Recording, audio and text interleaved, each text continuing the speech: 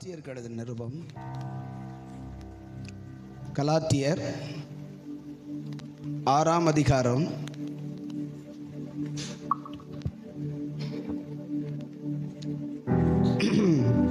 7வது வசனம், 8வது வசனம், 9, 10 ஆகிய வசனங்களை, 4 வசனங்களை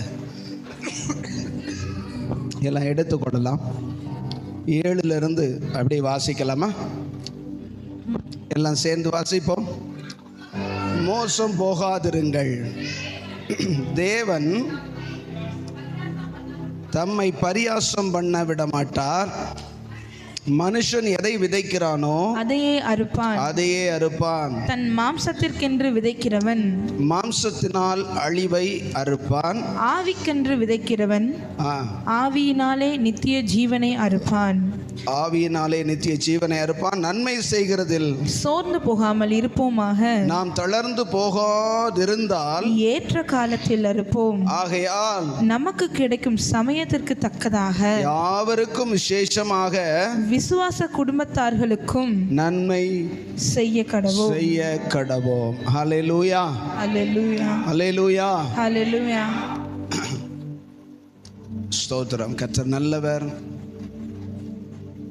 நம்ம எல்லாம் தேவனுடைய வார்த்தையை கொஞ்ச நேரம் கவனிங்க. ஹல்லேலூயா. அந்த இவாஞ்சலினை கொஞ்சம் கீழே உட்கார சொல்லுங்க. அந்த சேரை தூக்கி பின்னாடி போட்டு முன்னாடி உட்காருங்க.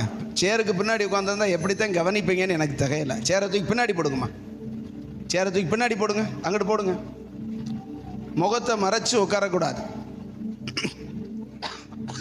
கர்த்தர் நல்லவர். ஆண்டுடைய வார்த்தை நம்ம வாசிக்கிறோம். மோசம் போகாதிருங்கள். தேவன் தம்மை பரியாசம் பண்ண விடமாட்டார். ஒட்டார் அப்படின்னா அனுமதிக்க மாட்டார். மனுஷன் எதை விதைக்கிறானோ அதையே அறுப்பான். ஆமென். இன்னைக்கு ஆண்டவர் நம்மிடத்திலே சொல்ல விரும்புகிற காரியம், நாம் எதை விதைக்கிறோம், நாம் எதை விதைக்கிறோம் அப்படின்னு. இந்த தமிழ் பைபிளில், நம்ம பைபிளில் இப்படித்தான் இருக்குது. நீங்கள் வாசிக்கும் போது 7ல் எதை விதைக்கிறானோ அதே அறுப்பான். 8ல் மாம்சத்திற்கென்று விதைக்கிறவன், ஆவிக்கென்று விதைக்கிறவன்.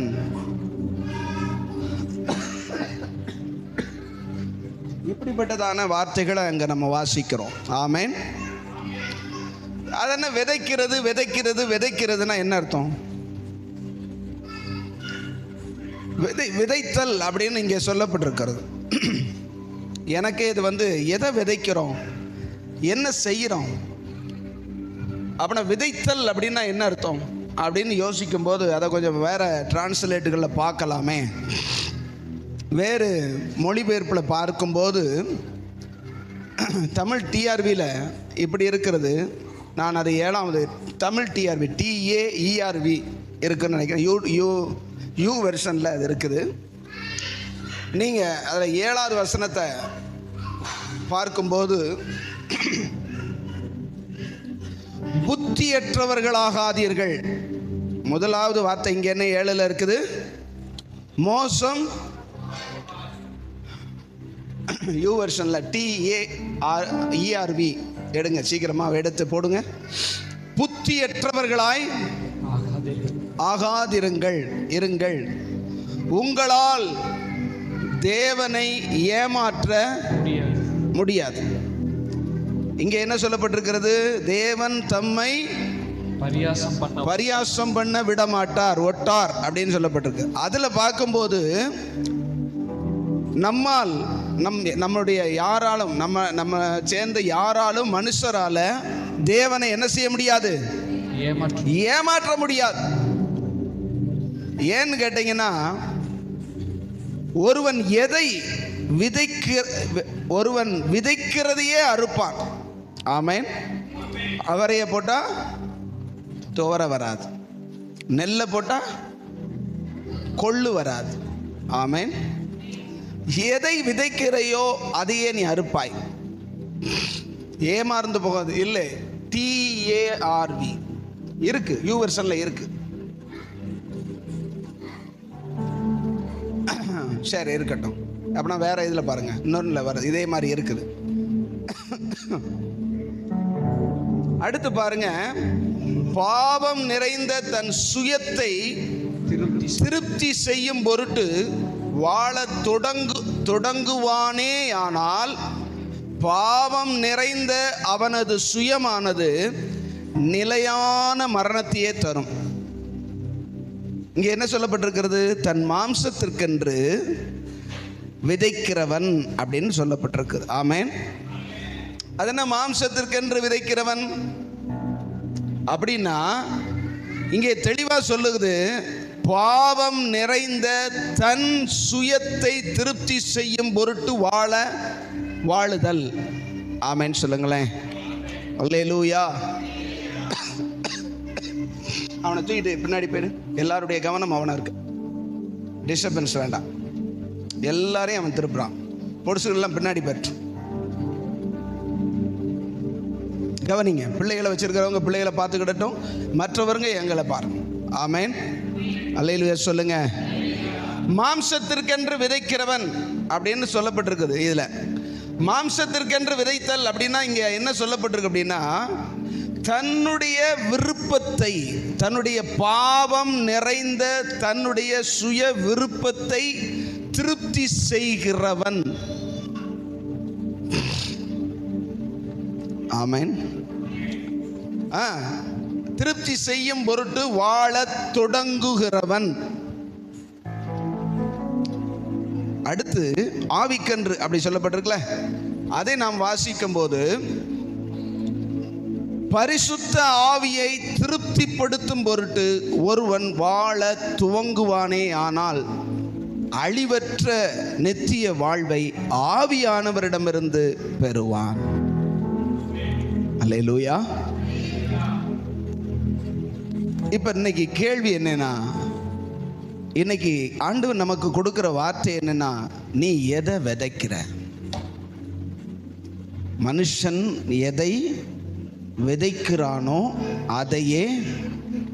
அப்ப நான் விதைத்தல் அப்படிங்கிறத பத்தி வேதம் எப்படி அதை எக்ஸ்பிளைன் பண்ணுதுன்னா, செய்தல். சொல்லுங்க. the doing, செய்தல். நீ எதற்காக செய்கிற? அதாவது கவனிங்க, கண்ணை மூடப்படாது. பேர் சொல்லி பிற கூப்பிடுவேன். கண்ணை மூடாம இனி பாருங்க.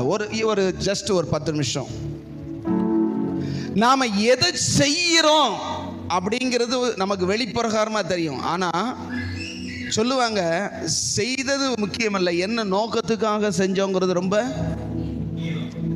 உள்ளதா இல்லையா? செயலைத்தான் மக்கள் பார்ப்பாங்க, ஆனா என்ன நோக்கத்துக்காக செய்யறோங்கிறது ரொம்ப முக்கியம். அப்படின்னா ஒரு காரியத்தை நாம் செய்யும் போது அதை என்னுடைய சுய விருப்பத்தை, என்னுடைய மாம்சத்தை, என்னுடைய மாம்சத்திலிருந்து எழும்புகிற விருப்பத்தை செய்யும்படி அல்லது திருப்திப்படுத்தும்படி நான் செய்கிறேனா, அல்லது கவனிக்கிறீங்களா? கொஞ்சம் வசனத்தை பாருங்க அல்லது என்னைய பாருங்க. கண்ணை மூடினீங்கன்னா நான் யாரா இருந்தாலும் பேரை சொல்லிடுவேன். கண்ணை மூடப்படாது. ஆமென். சத்தமா கையை ஊற்றி அல்லேலூயா சொல்லுங்க பார்க்கலாம். என்னுடைய சுய விருப்பத்தை நான் செய்யறதுக்கு அல்லது அதை திருப்திப்படுத்துறதுக்காக நான் செய்கிறேனா, அல்லது பரிசுத்த ஆவியானவரை திருப்திப்படுத்தும்படி நான் செய்கிறேனா? எந்த காரியமாக இருக்கும், நீங்கள் கொடுக்கிறதா இருக்கட்டும், ஜெபிக்கிறதா இருக்கட்டும், சாப்பிட்றதா இருக்கட்டும், வேலை செய்கிறதா இருக்கட்டும், எதா இருந்தாலும். ஆமென் சொல்லுங்களேன். போன வாரம் தியான பகுதி என்னது? எல்லாரும் தியானிச்ச பகுதி 2 பகுதி இல்லையா? ஒன்று என்னது? ரோமர்ல தானே. 2வது பகுதி என்னது? கொலோசையர்ல ஒரு வார்த்தை இருக்கு பார்த்தீங்களா? கடைசி வார்த்தை என்ன வார்த்தை? யாராவது பார்க்காம சொல்லுங்க பாப்போம். நீங்க தியானிச்சிருந்தீங்கன்னா சொல்லுவீங்க. 1ல இருந்து 17 வரைக்கும் நம்ம வாசிச்சோம்ல இல்லையா? தியானிச்சோம்ல. அந்த 17 என்னது?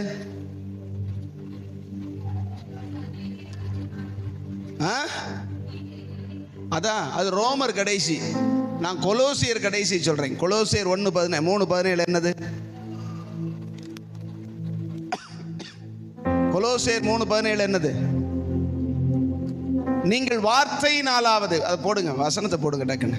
வார்த்தையினாலாவது கிரியையினாலாவது அப்படின்னா செயல்களினாலாவது நீங்கள் எதை செய்தாலும். அங்க ஒரு வார்த்தை இருக்குது, எதை சொல்லுங்க. எதை செஞ்சாலும் சரி, அதாவது சொல்லினாலும் சரி செயலினாலும் சரி, எதை செஞ்சாலும் அதையெல்லாம் கர்த்தராகிய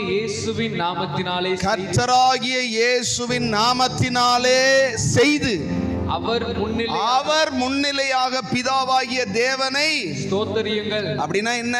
அவர் மகிமைப்படும்படியாக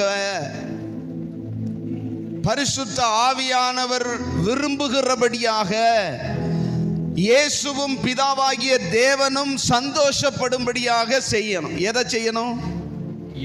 சத்தமா சொல்லுங்க, எதை செய்யணும்? இங்கிட்டு சத்தமே கேட்க மாட்டேங்குது. எதை செஞ்சாலும் அல்லேலூயா, சத்தமா சொல்லுங்க அல்லேலூயா. நீங்க ஒரு காரியத்தை செய்யறீங்க அப்படின்னா அதுல யாரு சந்தோஷப்படணும்? தேவன், இயேசுவும் பிதாவாகிய தேவனும் பரிசுத்த ஆவியானவரும் சந்தோஷம். பரிசுத்த ஆவியானவர் நம்மை நிரப்புகிறது எதற்குனா தேவனுடையதான விருப்பத்தை நமக்குள்ள கொண்டு வருகிறதற்கு. எதற்கு? சொல்லுங்க, பதில் சொல்லுங்க. பரிசுத்த ஆவியானவருக்கு ஒரு மனுஷனுக்கு எதற்காக கொடுக்கப்பட்டிருக்கிறார்னா தேவன் விரும்புகிறதை கொஞ்சம் கவனிங்க. தேவன் விரும்புகிறதை அவர் நன்கு அறிவார். ஆமென். பிதாவினுடைய சித்தத்தை நன்கு அறிந்த, பிதாவின் ஆழங்களை நன்கு அறிந்த ஆவியானவர் ஒரு மனிதனுக்கு கொடுக்கப்படுவதன் நோக்கம் என்னன்னா அவர் விருப்பத்தை எனக்குள்ள சொல்லுங்க தெரியப்படுத்த, செய்ய இல்லை. செய்யறது நீங்களும் நானும் தான் செய்யணும்.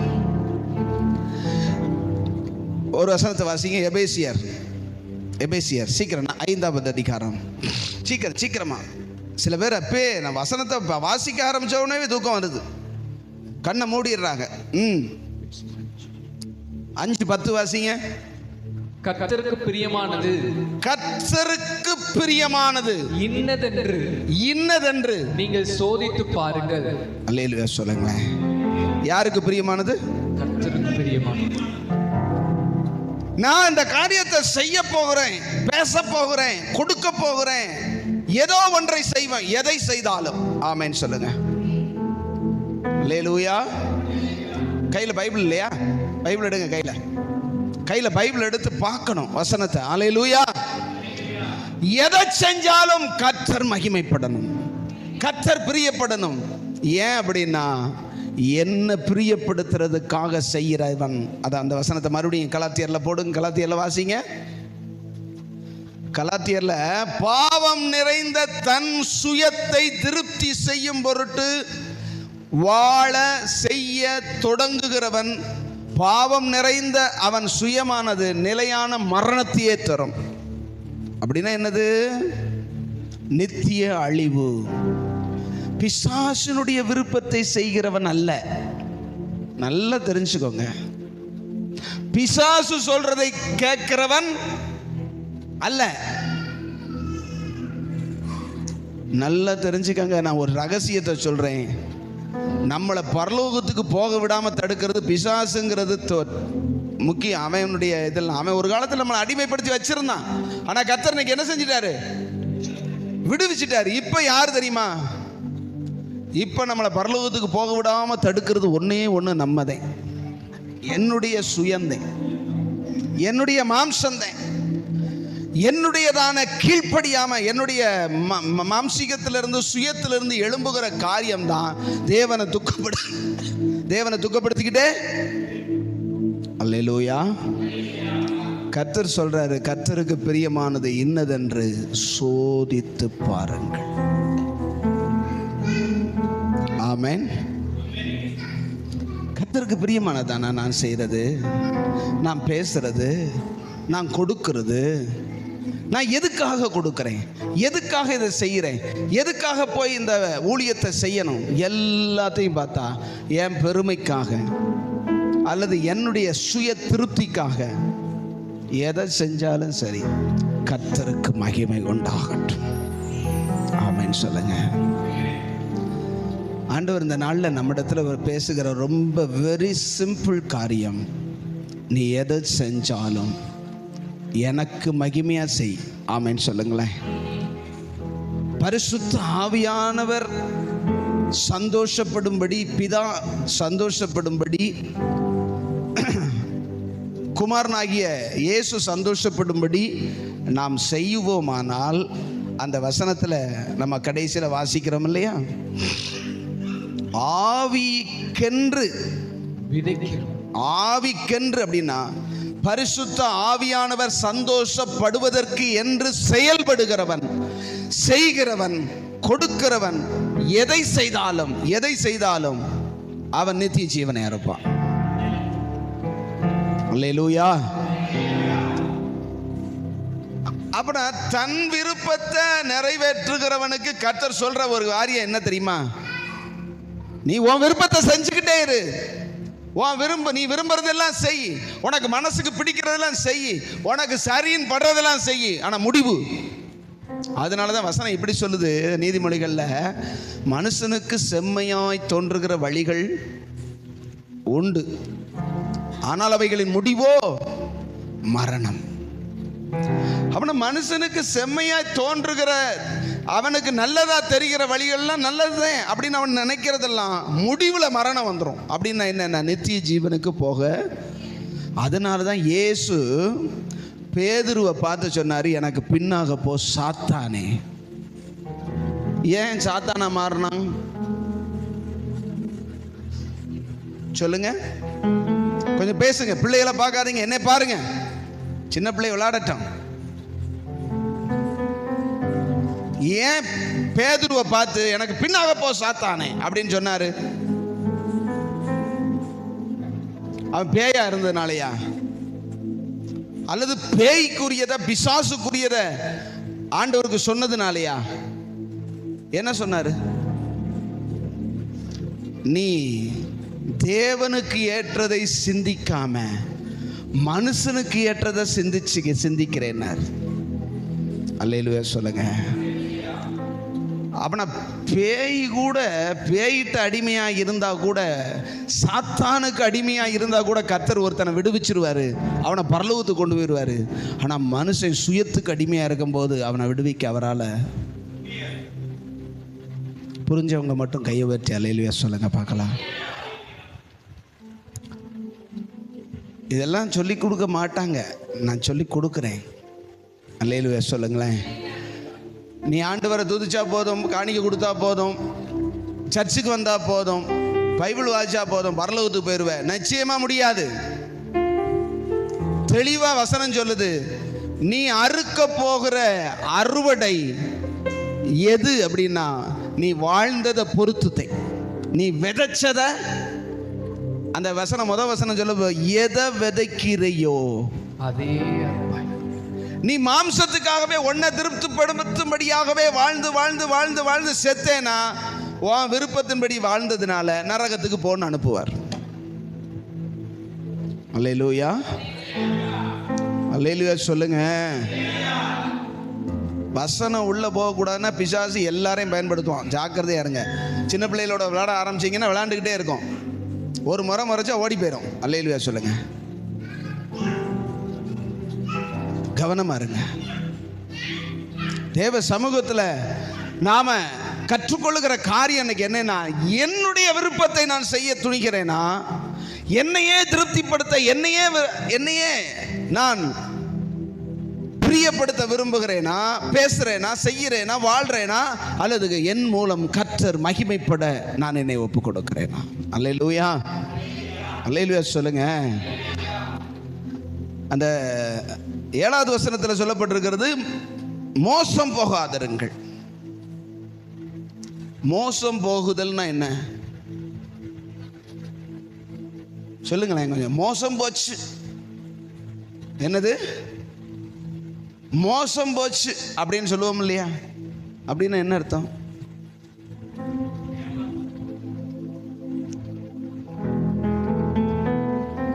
மோசம் போய் விடாதீர்கள்னு இந்த தெளிவா இருக்குது. அதுல புத்தியற்றவர்கள் ஆகாதீர்கள் அப்படின்னு சொல்லப்பட்டிருக்கு தமிழ்ல. அப்ப மோசம் போக்குகிற ஒரு காரியம் எது? பதில் சொல்லுங்க. நம்மை மோசம் போக்குகிறது எது? யாருக்குமே ஒண்ணுமே விளங்கலையா நான் பேசுறது? கொஞ்சம் பதில் சொல்லுங்களேன்.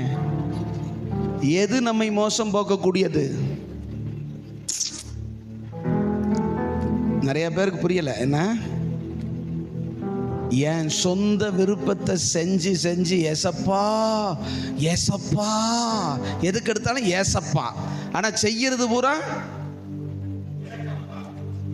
நான் விரும்புறத பூரா செஞ்சுட்டு ஏசப்பா செய்ய சொன்னாரு. அவனே போன அறுக்கும் போதாண்டா தெரியும் நீ என்னத்தை விதைச்சிருக்கேன்னு. ஆமென் சொல்லுங்க. மாம்சத்திற்கென்று விதைக்கிறவன் அப்படின்னா மாம்சத்தின் விருப்பத்தையே செய்கிறவன், என்னுடைய சுய விருப்பத்தையே செய்கிறவன் எல்லாம் ஒன்று போலதான் தெரியும். முடிவில் தான் அறுக்கும் போது தான் தெரியும். அந்த நம்ம வாசிச்சோம் இல்லையா, ரோமர் 8ஆம் அதிகாரத்தில் கடைசி எடுத்து வாசிங்க பார்க்கலாம். ரோமர் 8:13 மாம்சத்தின்படி பிழைத்தால் 13 மாம்சத்தின்படி பிழைத்தால் சாவீர்கள். பிழைச்சா சாவீங்க. ஆவியினாலே சரீரத்தின் செய்கைகளை அழித்தால் பிழைப்பீர்கள். எப்படி? பிழைத்தால் சாவீர்கள், அழித்தால் பிழைப்பீர்கள். வசனம் எப்படி சொல்லுது பாத்தீங்களா? அழிக்க வேண்டியது அழிக்காம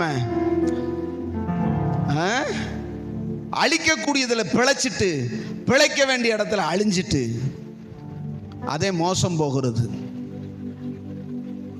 கண்ணை மூடி திறந்தா நரகம் தெரியுது. ஏசப்பா என்னப்பா இப்படி இருக்கு அப்படின்னாப்பா, எப்பா நீ ஏமாத்தினப்பா, மோசம் போயிட்டப்பா, புத்தியற்றவனா என்ன செஞ்சிட்ட? உன்னை நான் விலை கொடுத்து ரத்த கரையம் கொடுத்து வாங்கி என் சித்தம் செய்வேன்னா நீ உன் சித்தம் தானப்பா செஞ்ச, உன் விருப்பத்தை தானப்பா செஞ்ச. ஆமா, நீங்க எனக்கு ஏற்றதை சொன்னா தானே. ஆமென் சொல்லுங்க. இன்னைக்கு நிறைய பேருக்கு தேவனுடைய சித்தம் ஏன் பிடிக்கல தெரியுமா? தேவனுடைய வசனம் ஏன் பிடிக்கல தெரியுமா? நமக்கு பிடிச்சது மாதிரி அவர் சொல்ல மாட்டேங்கிறாரு. ஆமென் ஆமென் சொல்லுங்க. ஏன் செய்ய முடியல? கர்த்தருடைய வசனத்துக்கு கீழ்ப்படிய முடியலன்னா அவர் எனக்கு பிடிக்கிறது மாதிரி என்ன செய்ய மாட்டேங்கிறாரு. நான் நினைக்கிறது மாதிரி ஆண்டவர் பேச மாட்டேங்கிறாரு. எப்படி பேசுவாரு? உன் துர்க்குணத்தை மாத்துறதுக்காகத்தான் கர்த்தர் அப்படி மாத்துறாரு, பேசுறாரு. அல்லேலூயா சொல்லுங்க, கையை உயர்த்தி. அல்லேலூயா. நம்முடைய, நான் சொல்றேன், பிசாசை விட வலிமையானதும் பிசாசை விட மோசமானதும் எதுன்னா நம்முடைய சுயந்தான். இந்த மாம்சத்திலிருந்து எழும்புகிற சுயந்தான். இதை மேன்மைப்படுத்தி இது அப்படியே நினைக்கிறதெல்லாம் செய்ய நீங்க வேணா பாருங்க. வசனம் அப்படி சொல்லுது. சாலமோன் சொல்றான், என் கண் இச்சித்தவைகளில் ஒன்றையும் நான் தடை செய்யவில்லை. அப்படின்னா என்ன அர்த்தம்? கண்ணில் கண்டதெல்லாம் அனுபவிக்கணும்னு நினைச்சான், அனுபவிக்கவும் செஞ்சான். நான் கணக்கு போடுறதுபடி, வசனத்தின்படி 300 மனைவிகளும் 700 மறுமனையாட்டிகளும் இருந்தது. எத்தனை பேரு? 300 மனைவி. ராஜகுமாரத்திகளா 300 பேர் இருந்தாளுங்க. எல்லா நாட்டோடையும் என்ன செஞ்சிருந்தான்? இளவரசிகளை பூரா கல்யாணம் முடிச்சிருந்தான். பாபிலோன் கூட முடிச்சான். எல்லா எகிப்துல கூட எகிப்தின் மன்னனுடைய மகளையும் முடிச்சுட்டான். 700 மறுமனையாட்டிகள். டெய்லி ஒரு கல்யாணம் முடிச்சாலும் 3 வருஷமா கல்யாணம் நடந்துகிட்டே இருக்குது. இல்லையா சொல்லுங்களேன். சரியா இல்லையா? 1000 மனைவி அப்படின்னா டெய்லி ஒருத்திய புதுசாக கல்யாணம் முடிச்சா ஒரு நாள் கல்யாணம்னா ராஜ கல்யாணம் பெருசாக இருக்கும், அது வேற விஷயம். நம்ம வீட்லேயே 3 நாள் என்ன செய்யுது, நம்ம வீட்டில் 3 நாள், வெவ்வேறு ஊர்களில் 10 நாள் நடக்குது. ஒருத்திய கல்யாணம் முடிக்கிறதுக்கு ஒரு நாள் கொண்டாட்டம்னு வச்சுக்கிட்டாலும் 1000 மனைவிகளை முடிக்க எத்தனை வருஷம் ஆகும்? 3.5 வருஷம் கல்யாணம் தான், ஒரே கல்யாணம் தான். 40 வருஷம் வாழ்ந்தவன், 40 வருஷம் அரசனாக இருந்தவன் 3.5 வருஷம் கல்யாணமாக முடிக்கிறான். என்ன கொடுமைன்னு பார்த்தீங்களா? அவன் என்ன சொல்றான்னா, என் கண்ணுக்கு எது இன்பமாக தெரிஞ்சதோ பிடிச்சதோ அதை நான் தடுத்ததே கிடையாது, உடனே சொந்தமாக்கிடுவேன். கடைசியில் நாசமா போனது யார்?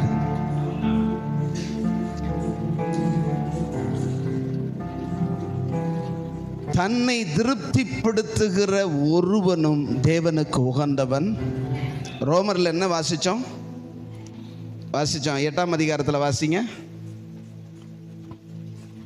5வது வசனம். 8:5. அன்றியும் மாம்சத்தின்படி நடக்கிறவர்கள், மாம்ச விருப்பத்தின்படி நடக்கிறவர்கள் மாம்சத்துக்குரியவைகளை சிந்திக்கிறார்கள், ஆவியின்படி நடக்கிறவர்கள் ஆவிக்குரியவைகளை சிந்திக்கிறார்கள். அடுத்து பாத்தீங்கன்னா 8, மாம்சத்துக்குட்பட்டவர்கள், மாம்சத்தை பிரியப்படுத்தி வாழுகிறவர்கள் தேவனுக்கு பிரியமாய் இருக்க மாட்டார்கள், ஒரு நாளும் ஒருபோதும் தேவனுக்கு பிரியமானவர்களாய் இருக்க முடியாது. அப்படின்னா பேரு ஆவிக்குரியவர்கள், பேரு ஆவிக்குரிய சபை. எந்த சபை போறிய? நாங்க ஆவிக்குரிய சபைக்கு தான் போறோம்.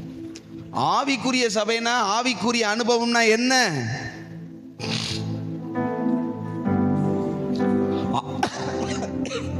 ஆவியானவர் விருப்பத்தின்படி வாழுகிறவன் தான் ஆவிக்குரியவன். ஆவியானவர் விரும்புகிறதை செய்கிற சபை தான் ஆவிக்குரிய சபை. அல்லேலூயா. வர மாட்டேங்குது, ரொம்ப கஷ்டம், இது ரொம்ப கஷ்டம். கஷ்டங்கிறதுக்காக கடந்து போக முடியாது. கர்த்தர் அந்த கடந்து போகத்தக்க பலனை நமக்கு கொடுக்க போதுமானவர். அதற்கு தான் பரிசுத்த ஆவியானவர். அல்லேலூயா. அப்புறம் இப்போ ஒரு நம்ம கன்க்ளூஷனாக பார்க்குறது சிம்பிளாக, நான் நிறைய பேசணும்னு நினச்சேன், நான் எனக்கு டைம் இல்லாதனால நான் உங்களுக்கு அப்படியே என்ன செய்யணும்னா முடிக்கிறேன். கொரிந்தியரில் இதில் கலாத்தியரில் அந்த வசனத்தை எடுத்துக்கங்க, அடுத்து வாசிங்க. நன்மை செய்கிறதுல சோர்ந்து நாம் நன்மை செய்வதில் சோர்வடையாமல் இருந்தால் சரியான நேரத்தில் அழிவில்லாத வாழ்வு என்னும் விளைச்சலை பெறுவோம். இங்கே நன்மை செய்வது அப்படின்னு சொல்றது வந்து மற்றவங்களுக்கு உதவி செய்வதை சொல்லப்படவில்லை, நலமானதை. சத்தமா சொல்லுங்க. நலமானதுனா எது? தேவனுக்கு பிரியமானதை, தேவன் விரும்புகிறதை செய்கிறதிலே சோர்வடையாமல் இருந்தால் சரியான நேரம் ஒன்று வரும், அப்பொழுது நித்திய ஜீவனை நாம் என்ன செய்வோம்? அறுப்போம், விளைச்சலை அறுப்போம். நம் செயல்களில் என்றும் பின்வாங்க கூடாதுன்னு இங்கே சொல்லப்பட்டிருக்கிறது. நன்மை செய்கிறதில் சோர்ந்து போகாமல் இருந்தால் ஏற்ற காலத்தில் நாம் என்ன செய்வோம்? அறுப்போம் சொல்லப்பட்டிருக்கிறது. ஆமென் சொல்லுங்களேன். அல்லேலூயா. ஆகையால் நமக்கு கிடைக்கும் சமயத்திற்கு தக்கதாக யாவருக்கும், விசேஷமாக விசுவாச குடும்பத்தாருக்கும் நன்மை செய்ய கடவும், நன்மை செய்ய வேண்டும். தேவனுடைய சித்தத்தை செயல்படுத்த மற்றவர்களுக்கும் உதவ. ஆமென் சொல்லுங்க. தேவ சித்தம், தேவனுக்கு பிரியமானது, தேவனை பிரியப்படுத்தக்கூடியவைகளை செய்வதற்கு மற்றவர்களுக்கும் நாம் என்ன செய்ய வேண்டும்? உதவ வேண்டும். அல்லேலூயா. அதனால இன்னைக்கு ஒரு வெரி சிம்பிளா எல்லாத்தையும் இப்போ சொன்னதை மறந்துடுங்க. ஒரே காரியம். என்ன காரியம்? மனசுல ஆக வேண்டிய காரியம் என்னது? பதில் சொல்லுங்க, நான் முடிக்கிறேன். என்ன கற்றுக்கொள்கிறோம்? சொல்லணும். நாம் என்ன செஞ்சாலும், எதை பேசினாலும், என்ன செஞ்சாலும் இதனுடைய நோக்கம் எதுக்காக செய்கிறேன்? ஆமென். இதுல என்னுடைய விருப்பம் நிறைவேறுகிறதா, கர்த்தருடைய விருப்பம்? சொல்லுங்க. இதை கண்டுபிடிச்சு வாழ்ந்தா முடிவில் அழிவா ஆசீர்வாதமா, மகிமையா லட்சையா, நித்திய ஜீவனா அல்லது நித்திய நரகமாங்கிறது இந்த ரெண்டு இடத்துல வச்சிருக்கிறாரு. ஆமென் சொல்லுங்களேன். சுயாதீனம் உள்ளவர்களாய் இருக்கிறோமே. நம்மளை சுயாதீனமா வச்சிருக்காரா, இல்லாட்டி இதைத்தான் செய்யணும்டான்னு மைத்த பிடிச்சு ஆஞ்சுக்கிட்டு செய்யணும் அப்படிங்கிறாரா? சுயாதீனமா வச்சிருக்காரு. நீ எதனாலும் செஞ்சுக்கோ, உனக்கு நன்மையும் தெரியும் தீமையும் தெரியும், உனக்கு பிரியமா வாழவும் தெரியும், நீ எனக்கு பிரியமா வாழவும் உன்னால முடியும். நீ எதுக்கு ஒன்ன ஒப்பு கொடுக்க போற? நான் நினைக்கிறது நடக்கணும், நான் விரும்புறது நடக்கணும், நான் செய்கிறது, நான் யோசிக்கிறது நல்லது. இது எல்லா மனுஷனுக்கும் உள்ளது. ஆமென். ஆனா தேவன் என்ன சொல்லுகிறார்? ஆண்டவர் சொல்ல, தேவனுக்கு ஏற்றதை சிந்திக்காமல் நீ மனுஷருக்கு ஏற்றதை சிந்திக்கிறதுனால பிசாசா மாறுறான். அப்படின்னா என்னன்னா, பிசாசுடைய தந்திரம் என்னன்னா, பிசாசு எனக்குரியதை செய் அப்படின்னு சொல்ல மாட்டான். உனக்குரியதை பாடுறா, முதல்ல உன் பிழப்ப பாடுறா. ஆமென் சொல்லுங்க. நம்ம லோக்கல் லாங்குவேஜ்ல சொன்னா, உன் பிழப்ப பாரு, உன் குடும்பத்தை பாரு, உன்னைய பாரு. ஆண்டவர் சொல்றாரு, என்னைய பாரு. யார பாரு? கர்த்தரை நோக்கி பார்க்கணும். கர்த்தருக்கு பிரியமானது என்னன்னு பார்க்கணும். அவருக்கு பிரியமானதை செஞ்சா அவரு நமக்கு என்ன தேவை, என்ன செய்யணும், நமக்கு எப்படி நடத்தணும் கரெக்டா செய்வார். அதுதான் விசுவாசம். அல்லேலூயா சொல்ல மாட்டீங்களே? என்ன செய்யணும்? நான் செயல்படுவது எனக்கு பிரியமானதா, என் விருப்பமா, அவர் விருப்பமா? ஆமென் சொல்லுங்களேன். ஒரு கொஞ்ச நேரம் வேத வசனத்தை தியானிச்சோம். இனி அடுத்த பகுதிக்கு நேராக போகிறோம். நமக்கு சரியா 1/4 மணி நேரம், இது 5 நிமிஷம் கூட ஓடுது. அதனால் ஒரு 25 நிமிஷம் நம்ம என்ன செய்யலாம்? குழுவாக உட்காந்து என்ன செய்ய போகிறோம்? தியானிக்க போகிறோம். அப்படியே கண்களை மூடி எல்லாரும் சொல்லுங்க, ஆண்டவரே, இதுவரையும் எனக்கு பிரியமானதையே செஞ்சு நான் விரும்புறதையே செஞ்சு அழிவுக்கு நேரம் ஓடுன நிலைமை என்னைக்கு எனக்கு காட்டி கொடுக்கிற தயவுக்காக ஸ்தோத்திரம். என் மாம்சம் விரும்பினதையும் மனசு விரும்புறதையுமே செஞ்சு கர்த்தர் கொடுத்தார், கர்த்தருக்காகன்னு சொல்லி பொய் சொன்ன, ஏமாற்றின, மோசம் போகிற நிலைமையிலிருந்து என்னை காப்பாற்றும்படி இன்னைக்கு உம்முடைய வல்லமையுள்ள வார்த்தைகளை எனக்கு ஆண்டவரே இதை வெளிப்படுத்துகிறதற்காக உமக்கு ஸ்தோத்திரம். ஆண்டவர், உமக்கு பிரியமாய் வாழ எனக்கு கற்றுத்தாரும், உமக்கு பிரியமானதை செய்ய எனக்கு சொல்லித்தாரும். சங்கீதக்காரன் அதனால தானே அப்பா அப்படி ஜெபித்தார், உமக்கு பிரியமானதை செய்ய விரும்புகிறேன், உம்முடைய நல்ல ஆவியானவர் என்னை செம்மையான பாதையிலே நடத்தி செல்லுவாராக என்று சொல்லி ஜெபித்தானே அப்பா. நாங்களும் அப்படி ஜெபிக்கிறோம். எங்கள் சுயம் விரும்புகிறத, எங்க மாம்சம் விரும்புகிறத நாங்க செய்யாம, நீங்க விரும்புகிறத, உம்முடைய வசனம் சொல்லுகிறத, ஆவியானவர் சொல்லுகிறத, பிதாவாகிய தேவனுக்கு பிரியமானத, கர்த்தருக்கு பிரியமானது என்னதென்று சோதித்து பார்த்து ஒவ்வொன்றையும் செய்ய எங்களுக்கு உதவி செய்ய. அப்படி செய்து என்றென்றும் நாங்கள் உமக்கு பிரியமானவர்களாய் உம்மோடு வாழ கிருபை தந்தருளும். இயேசுவின் நாமத்தில் தாழ்த்தி ஜெபிக்கிறோம் நல்ல பிதாவே. ஹல்லேலூயா, ஹல்லேலூயா.